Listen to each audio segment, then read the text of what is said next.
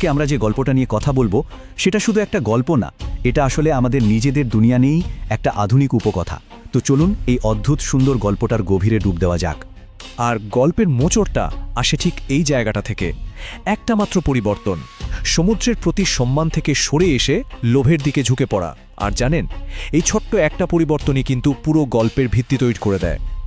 আচ্ছা, চলুন একদম শুরুতে ফিরে যাই। ভাবুন তো একবার, সমুদ্রের ধারে একটা শান্ত গ্রাম, আর তার পাশে বাস করে কিছু পৌরাণিক প্রাণী। তাদের মধ্যে ছিল এক দারুণ বোঝাপড়া, একটা পারফেক্ট ব্যালেন্স। তখন মানুষ আর প্রকৃতির সম্পর্কটা ছিল একদম শান্ত, সুরে বাঁধা। তো এই পৌরাণিক জীবদের নাম ছিল তাবিব আল বাহার, মানে হলো সমুদ্রের ডাক্তার। কি দারুণ নাম, তাই না? ওরা শুধু মানুষকেই সুস্থ করত না, পুরো সমুদ্রটাকেই সারিয়ে তোলার ক্ষমতা রাখত।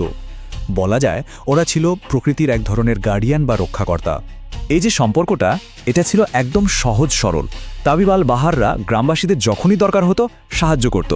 বিনিময়ে তারা শুধু একটাই জিনিস চাইত, সমুদ্রকে সম্মান করা, ব্যাস এটুকুই। আর এই পারস্পরিক শ্রদ্ধাটাই সবকিছুকে একটা নিখুঁত ভারসাম্যে টিকিয়ে রেখেছিল।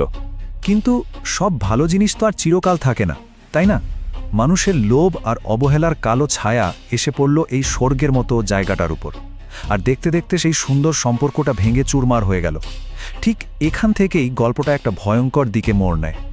সমস্যার কারণ একটাই, লোভ। গ্রামবাসীরা ধীরে ধীরে লোভী আর বেপরোয়া হয়ে উঠল। তারা সমুদ্রের টলটলে পরিষ্কার জলে আবর্জনা ফেলতে শুরু করল, পানিটাকে বিষাক্ত করে তুলল। আর তাবিব আল বাহারদের কান্না, তাদের আকুতি, সব কিছুকে তারা পাত্তা দেওয়া বন্ধ করে দিল। এই লোভটাই পুরো পরিবেশের ওপর একটা বিশাল আঘাত হানল। এই যে দেখুন, পার্থক্যটা কতটা সাংঘাতিক। একদিকে ছিল সম্প্রীতি, যখন আরোগ্যকারীরা ছিল বন্ধু, সমুদ্রটা ছিল জীবন্ত, রঙিন, আর তাদের মধ্যে ছিল শ্রদ্ধার সম্পর্ক। আর তারপর লোভের পর এলো শুধুই দুর্নীতি আর ধ্বংস, বিষাক্ত দূষণ, হাজার হাজার সামুদ্রিক প্রাণের মৃত্যু।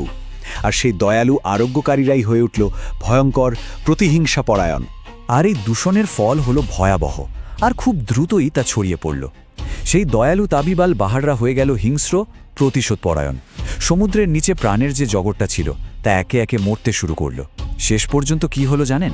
গ্রামবাসীরা নিজেদের তৈরি করা বিষাক্ত ঘরবাড়ি ছেড়েই পালাতে বাধ্য হলো।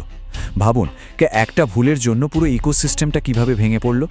তবে গল্পটা এখানে শেষ হয়ে যায়নি। যখন মনে হচ্ছিল সব আশা শেষ, ঠিক তখনই গল্পের মঞ্চে আসে ইলা। সে নতুন প্রজন্মের প্রতীক, যে কিনা অতীতের ভুলগুলো শুধরে নেওয়ার একটা সুযোগ নিয়ে আসে। ঘটনাটা ঘটে অনেক বছর পর। ইলার বাবা একদিন সেই মরা বিরান সমুদ্রে মাছ ধরতে গিয়েছিলেন, আর সেখানেই তাকে অপহরণ করা হয়। এই ঘটনার পরই ইলা বাধ্য হয় সেই বদলে যাওয়া হিংস্র তাবিব আল বাহারদের মুখোমুখি হতে, আর এটাই তাকে একটা কঠিন অভিযানের দিকে ঠেলে দেয়। আর ঠিক তখনই বন্দি একটা তাবিব আল বাহার এলাকে বলে, হয়তো তোমার সারিয়ে তোলার ক্ষমতা আমাদের এই নষ্ট হয়ে যাওয়া গ্রামকে বাঁচাতে পারে, এমনকি আমার বাবাকে খুঁজে পেতেও সাহায্য করতে পারে। এই কথাগুলি ছিল প্রথম আশার আলো। এখান থেকেই একটা মানুষ আর একটা পৌরাণিক জীবের মধ্যে জোট বাঁধার একটা সুযোগ তৈরি হয়, যা কিনা সবকিছু বদলে দিতে পারে। আর এলা কি জবাব দিয়েছিল জানেন? সে বলেছিল, আমার একটা পরিকল্পনা আছে, কিন্তু তোমাকে আমাকে বিশ্বাস করতে হবে। তার গলায় ছিল অসম্ভব দৃঢ়তা।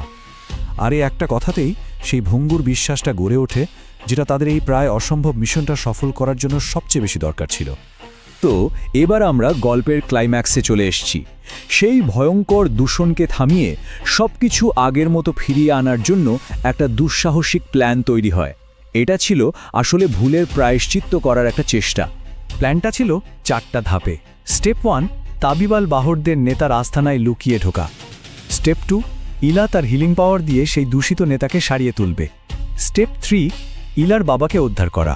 আর ফাইনালি স্টেপ 4, সবাই মিলে পুরো গ্রাম আর সমুদ্রকে সারিয়ে তোলার কাজ শুরু করা। এবং তারা সফল হয়। প্ল্যানের প্রথম ধাপটা দারুণভাবে কাজ করে। সুস্থ হয়ে ওঠা নেতা ইলাকে ধন্যবাদ জানিয়ে বলে, আমাকে আমার আসল রূপে ফিরিয়ে আনার জন্য ধন্যবাদ, আমি তো নিজেকে প্রায় ভুলতেই বসেছিলাম। এই কথাগুলোই ছিল তাদের প্রথম বড় জয়।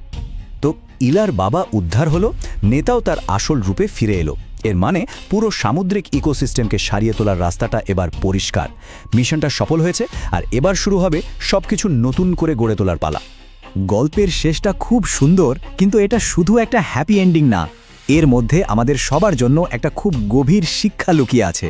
চলুন এবার সেই শিক্ষাটা নিয়েই একটু কথা বলি। গল্পের শেষে সবকিছু আবার আগের মতো হয়ে যায়। হারানো ভারসাম্যটা ফিরে আসে। তাবিবাল বাহররা তাদের সেই দয়ালু স্বাভাবিক রূপে ফিরে আসে।